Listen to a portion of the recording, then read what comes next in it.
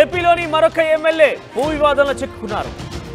Guntur west MLA Galla Madhavi భర్త రామచంద్రరావు వివాదంలో చిక్కుకున్నారు. అయితే పొలాన్ని తన పేరుపై రాయమని వేధించారని పోలీసులకు ఫిర్యాదు చేశాడు ఒక బాధితుడు.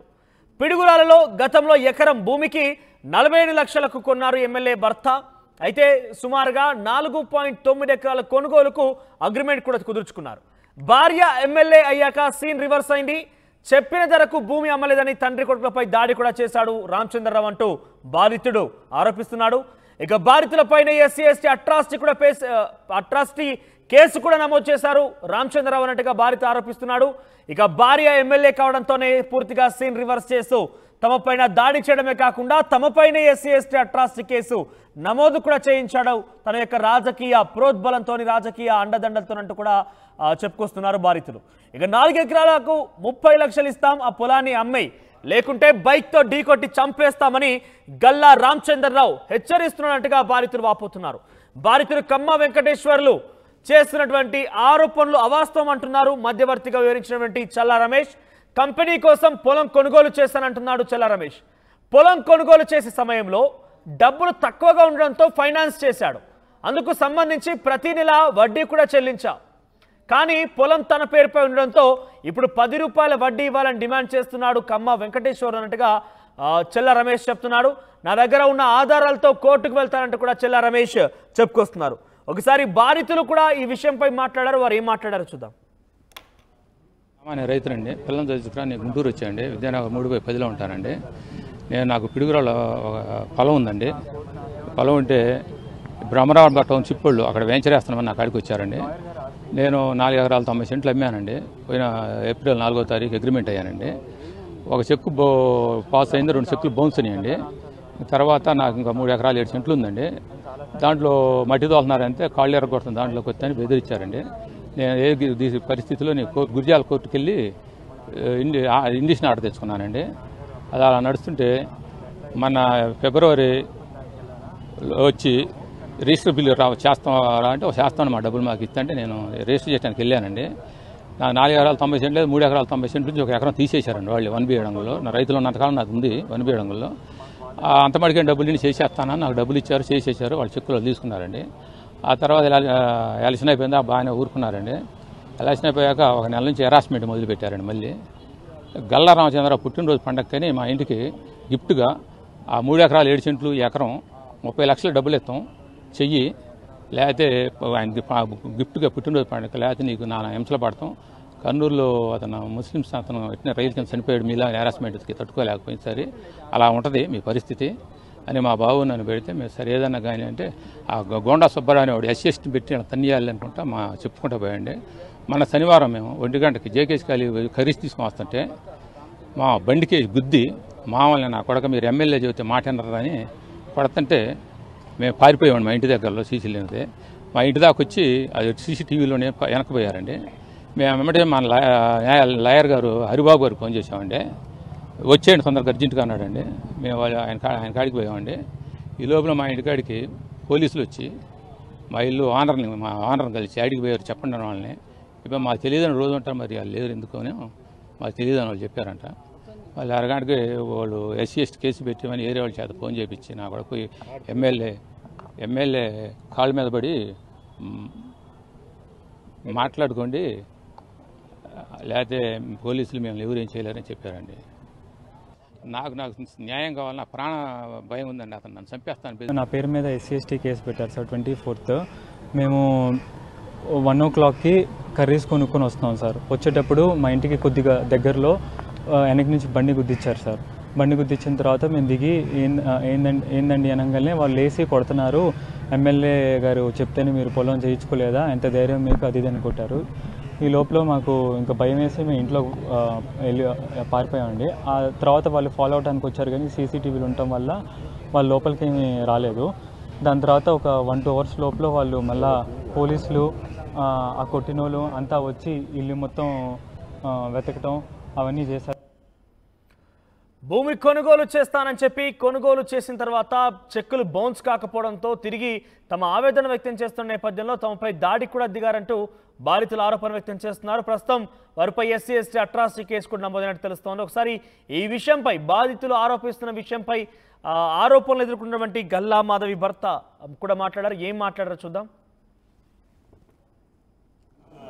10 ఏళ్ల నుంచి పిడుగురాళ్ల రెవెన్యూలో కొంత భూమిని కొనుక్కుంటూ 2015 నుంచి సుమారుగా 30-40 ఎకరాల భూమిని కొనుగోలు చేస్తూ ఉన్న క్రమంలో నా దగ్గర అన్ని డబ్బులు లేక కొంతమంది ఫ్రెండ్స్ దగ్గర గుండా సుబ్బారావు గారు, జనచైతన్య, మాదల శకుంతల ఫైనాన్స్లో వాళ్ళ దగ్గర కొంత, అలానే రాచకొండ లింగమూర్తి గారు, అదేవిధంగా ఇప్పుడు వీటన్నిటి కారణం ఈ కమ్మ వెంకట్రావు అనే అతని దగ్గర కొంత డబ్బులు నేను వడ్డీకి తీసుకున్న క్రమంలో వడ్డీకి తీసుకొని వాళ్లకు నా ల్యాండ్ను వాళ్లకు రిజిస్ట్రేషన్ చేసి ఈ ఉన్న మొత్తం ల్యాండ్ని శ్రీ భ్రమరా టౌన్షిప్ వారికి 2021 సంవత్సరంలో నేను వాళ్లకు వెంచర్ వేసుకునే నిమిత్తంగా వాళ్ళకు భూమిని ఎకరా వచ్చేసరికి 27 లక్షల రూపాయలకు నేను ఇవ్వడం జరిగింది. దానిలో వీళ్ళందరూ కూడా వడ్డీలకు నాకు ఇచ్చి వాళ్ళ పేరు మీద రిజిస్ట్రేషన్ ఉన్న క్రమంలో వాళ్ళు 2023కి వెంచర్ స్టార్ట్ చేసుకొని అన్ని అనుమతులు తీసుకొచ్చుకొని వెంచర్ స్టార్ట్ చేసుకొని వాళ్ళ చేత నా పేరు మీద ఉన్నది, మా పిల్లల పేరు మీద ఉన్నది, నా పక్కన నాకు వడ్డీకి ఇచ్చిన వాళ్ళ పేరు మీద ఉన్నది కూడా రిజిస్ట్రేషన్ చేయించే నిమిత్తం అడిగిన దాని మీద అందరిని పిలిచి 1 by 1 వాళ్ళకు రిజిస్ట్రేషన్ కార్యక్రమం చేసి వాళ్ళు వెంచర్ స్టార్ట్ చేసుకోవడం జరిగినది. అందులో భాగంగా ఈ కమ్మ వెంకట్రావు అనే అతని పేరు మీద కూడా కొంత భూమి ఉన్నందున అతన్ని కూడా రిజిస్ట్రేషన్ చేసే క్రమంలో చేయమని అడిగిన దాని మీద భూమి నీకు లాభం వచ్చింది, ప్లస్ కంపెనీ వాళ్ళకి ఇంత లాభం వస్తుంది, మేము నీకు 2 రూపాయల వడ్డీకే మాత్రమే ఇచ్చాము, నాకేమి ఇస్తామనే దాని మీద అతను దుర్బుద్ధితో వేరే వాళ్ళ దగ్గరికి వెళ్ళి అప్పుడు 2023లో వైఎస్ఆర్సీపీ గవర్నమెంట్ ఫామ్లో ఉందని చెప్పి పిడుగురాళ్లలో బద్దూరి వెంకటరామిరెడ్డి అని ex-ZPTC మరి కొంతమందితో చేతులు కలిపి నా భూమి ఉంది నేను మీకు అమ్ముతానని చెప్పానని, నా పేరు మీద భూమి ఉంది నేను అమ్ముతానని చెప్పని వాళ్ళని వీళ్ళు వెంచర్ వేసిన తర్వాత 80 అడుగులు రోడ్లు ఇచ్చి కొంతమందికి వీళ్ళు భూమి అమ్మిన తర్వాత వాళ్ళ దగ్గరికి వెళ్ళి వాళ్ళతో కుమ్మక్కయ్యి 80 అడుగులు సిమెంట్ రోడ్లు వేసిన వాటిని ఇతను వాళ్ళు కలిసి ఆ రోడ్లని బ్లాక్ చేయటం, ప్రొక్నేనంలో తీసుకొచ్చి అర్ధరాత్రి 1:48 టైంలో నైటు పగలగొట్టిన సందర్భంలో మేము పిడుగురాళ్ళలోను ప్లస్ ఎస్పీ గారి దగ్గర కూడా కంప్లైంట్ పెట్టడం జరిగింది. ఇదిగోండి కంప్లైంట్, ఇదిగో రోడ్డు పగలగొట్టినవి, ఆ పేపర్లు కూడా ఇటు పెట్టండి, ఇదిగోండి రోడ్డు పగలగొట్టినవి, కనీసం కంప్లైంట్ కూడా తీసుకోలేదు. ఆ కంప్లైంట్ కూడా రిజిస్టర్ పోస్ట్ చేయడం జరిగింది. ఇదిగోండి మేము భ్రమరా కంపెనీకి 2021లో పొలం అమ్మినప్పుడు ఉన్న అగ్రిమెంటు. తర్వాత వాళ్ళు రోడ్లు వేసుకున్న తర్వాత రోడ్లు పగలగొట్టిన ఇవి. ఆ తర్వాత కంప్లైంట్ తీసుకోకపోతే ఇది నేను ఎస్పీ గారి దగ్గరికి వెళ్ళి రవిశంకర్ రెడ్డి గారు ఎస్పీ గారి దగ్గర పంచాయతీలు 4-5 సార్లు జరిగితే అంతా వైసీపీ ఫేవర్గా చేసి ఈ భ్రమరా కంపెనీ వాళ్ళ దగ్గర నుంచి అప్పట్లో వాళ్ళు రాజకీయంగా 4-5 కోట్ల రూపాయలు కాజేసి ఈ కమ్మ వెంకటరావు అనే అతనికి నేను చర్య చేసుకొని నేను కొంత డబ్బులు ఇవ్వడం జరిగింది. తర్వాత అతనికి నేను ఒక 30 లక్షల రూపాయల డబ్బులు ఇచ్చి ఈ 3 ఎకరాల పొలం కూడా నాది, అతని పొలం కాదు, నాది అనడానికి అదిగో అతను రైతు అమ్మిన పేర్లతో సహా డేటులతో సహా అతను రాసిచ్చినవి, ఇంట్రెస్ట్తో సహా కూడా రాసిచ్చినవి, అతని హ్యాండ్ రైటింగ్తో రాసింది. ఫస్ట్ 2 రూపాయల వడ్డీ, తర్వాత 10 రూపాయల వడ్డీ కట్టి 10 రూపాయల వడ్డీ మొత్తంలో నాకు కోట్లు ఇవ్వాలి, లక్షలు ఇవ్వాలని 3 ఇయర్స్ నుంచి కూడా రిజిస్ట్రేషన్ చేయకుండా నానా రకాలుగా ఇబ్బంది పెడుతూ మేము అనేక సార్లు అడిగిన దాని మీద ఇవిగోండి రోడ్లు పగలగొట్టినవి, ఆర్చీలు కట్టుకున్నవి వీళ్ళంతా చేసి ఇవిగోండి అతను 10 రూపాయల వడ్డీ, 10 రూపాయల ఇంట్రెస్ట్, 8 నెలలకు 20 లక్షలకు 25 రూపాయలు ప్రతిదీ అతని హ్యాండ్ రైటింగ్తో లెక్కలేసి ఇచ్చినవి, రుజువుతో ఉన్నవి. అతని భూమి కాకుండా అతను నాది అని చెప్పి భూమి అతను నానా యాగి చేస్తూ ఈరోజు ఉన్నది లేనిది అంతా కలిపి ఇదంతా క్రియేట్ చేస్తున్నాడు. అతని ఇంటికి పోయి అడిగింది లేదు, చేసింది లేదు. మేము రిజిస్ట్రేషన్ చేయమని 2-3 సార్లు ఫోన్లు అడిగింది తప్పితే నాకు తెలిసి ఎవరు వాళ్ళ ఇంటికి వెళ్ళి ఇది చేసింది లేదు.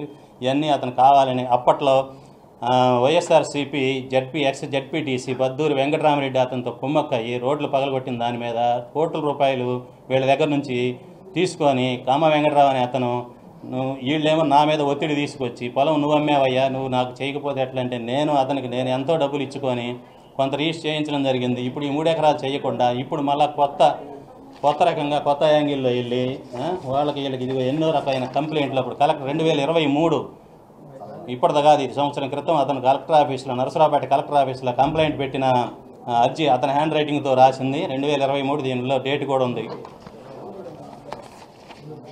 అతను 10 రూపాయలు వడ్డీ కట్టిన ఇదిగోండి ఇలా ఉంది. ఆ భూమి కూడా అతనిది కాదు, అతను వడ్డీకి ఇచ్చిన వాళ్ళే. అతనితో పాటు 4-5 వడ్డీకి ఇచ్చిన వాళ్ళు అందరూ కూడా రిజిస్ట్రేషన్ చేయడం జరిగింది.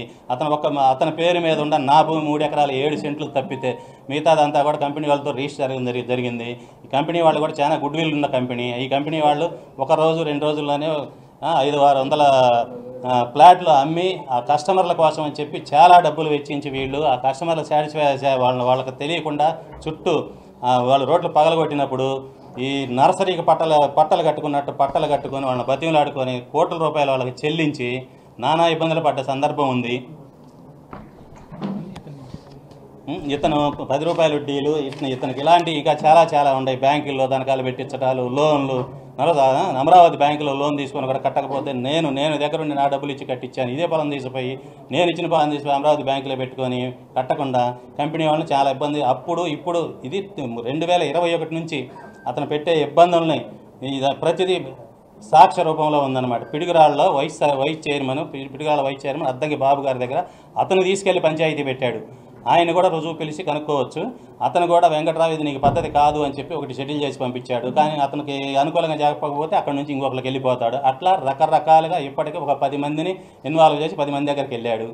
ఇప్పుడు కొత్త డ్రామా తెరదేపి ఇప్పుడు వీళ్ళు ఎదిగారు, ఏదో ఎమ్మెల్యే అయ్యారు, రాజకీయంగా వీళ్ళని ఏదో బ్లేమ్ చేద్దాం వీళ్ళ దగ్గర నుంచి. ఇదివరకు ఒకసారి ఇట్నే డిమాండ్ చేస్తే కోట్లు ఇచ్చారు, రోడ్లు పగలగొట్టినా కూడా కనీసం కేసు కూడా బుక్ చేయలేదు.